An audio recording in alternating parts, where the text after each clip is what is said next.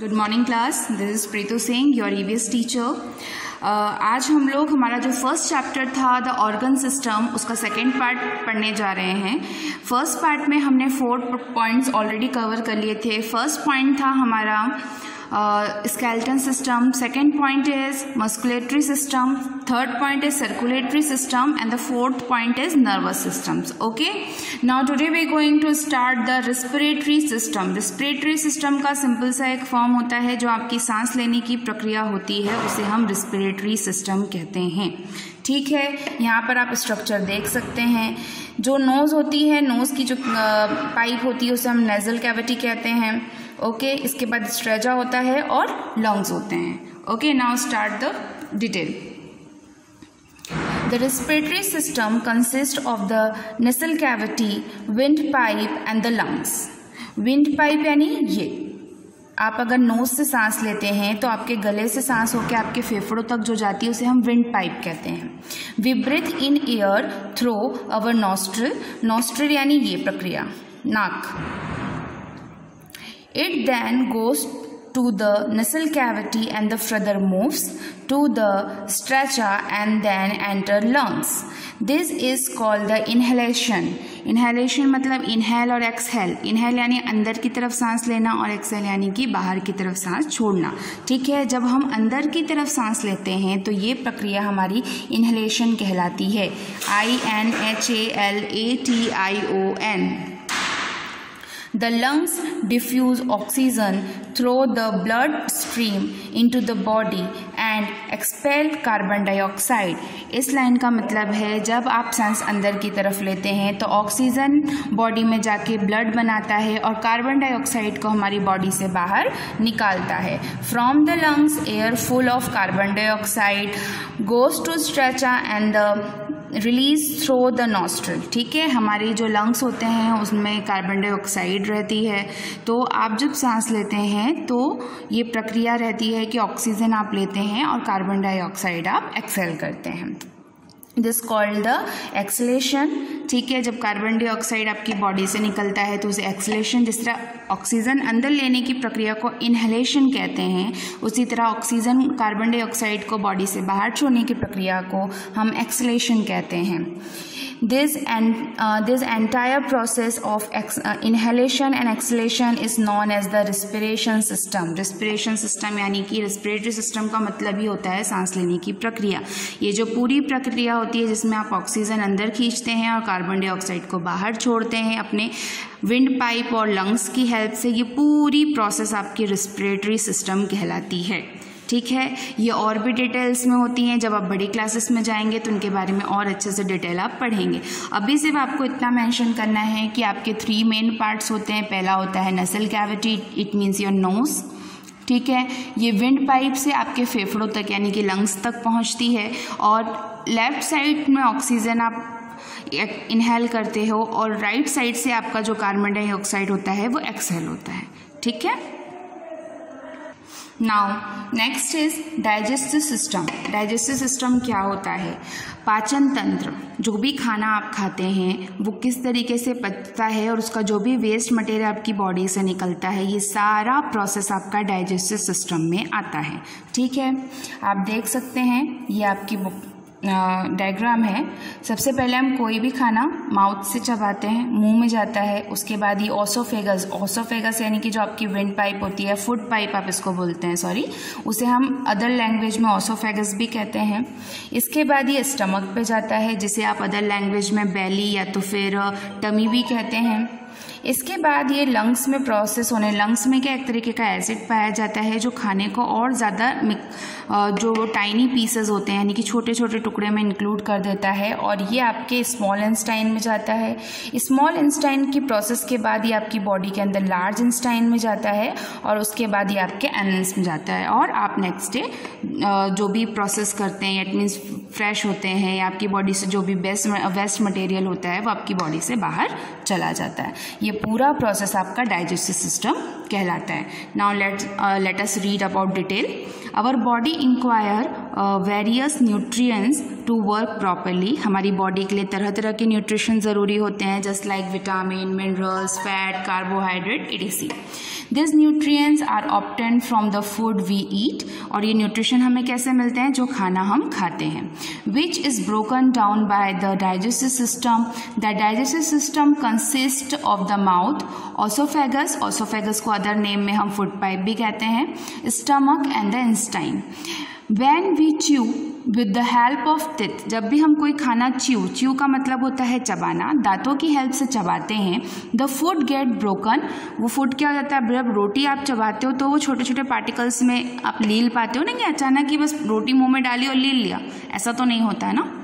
सो आप जो भी खाना खाते हैं उन्हें छोटे छोटे टुकड़ों में पहले आपको च्यू करना पड़ता है, यानी कि चबाना पड़ता है। उनको ब्रोकन करने के बाद down to the small particles, छोटे छोटे टुकड़े हो जाते हैं।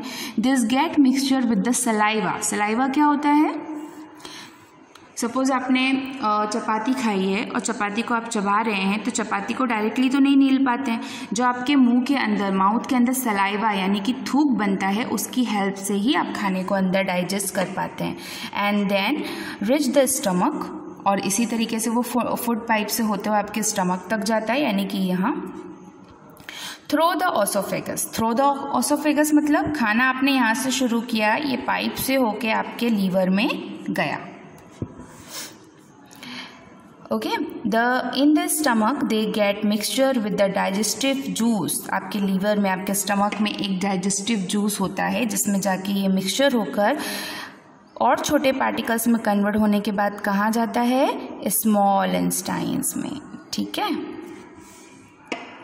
The food particles are further converted into simpler form which are absorbed by the body to provide us nutrition and energy। और ये सारी प्रोसेस होने के बाद आपकी बॉडी में जो भी न्यूट्रिशन आपकी बॉडी गेन करती है खाने से, उसी से आपकी बॉडी को न्यूट्रिशन और एनर्जी प्रोवाइड होता है। This process is breaking down of food into simpler form are called digestion. यानी कि एक बड़े से रोटी के टुकड़े को जब हम छोटे से पार्टिकल में कन्वर्ट करते हैं, वो आपकी बॉडी में न्यूट्रिशन प्रोवाइड कर सकता है, जो भी आप खा रहे हैं। इस पूरी प्रोसेस को डाइजेस्टिव प्रोसेस कहा जाता है, digestion process. The undigested food goes to the large Einstein.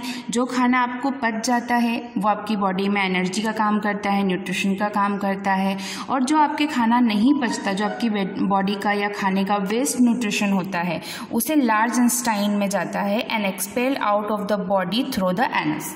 और आपकी बॉडी से एनस के माध्यम से बॉडी से बाहर निकल जाता है। ठीक है, ये पूरी प्रोसेस आपकी डाइजेस्टिव सिस्टम कहलाती है। आई रिपीट, जो भी आप खाना खाते हैं उसमें न्यूट्रिशन रहता है। खाने के लिए सबसे पहले आप अपने माउथ का यूज़ करते हैं। जब आप खाना चबाते हैं तो वो आपकी फूड पाइप से होते हुए आपके स्टमक में जाता है। जो न्यूट्रिशन और एनर्जी वाले फूड रहते हैं वो आपके स्मॉल इंस्टाइन में कन्वर्ट होकर आपको डाइजेस्ट हो जाते हैं। और जो आपके वेस्ट मटेरियल्स रहते हैं, जो फूड हमें डाइजेस्ट नहीं हो सकते, यानी कि अनडाइजेस्टेड फूड, वो एनस से हमारी बॉडी के बाहर हो जाता है। ओके, ये पूरी प्रोसेस आपकी कहलाती है डाइजेस्टिव सिस्टम। आफ्टर दैट हम पढ़ेंगे एक्सक्रेटरी सिस्टम। एक्चुअली मैं इसे सिर्फ स्मॉल फॉर्म में आपको डिफाइन करूँगी। ये जो आप प्रोसेस देख रहे हैं ना, ये आपकी जो डाउन बॉडी रहती है उसका प्रोसेस होता है। The excretory system consist of the kidney, uterus, urinary bladder and the urethra. The elimination of a waste from our body is called the excretion. Kidney filter waste products from blood in the form of urine.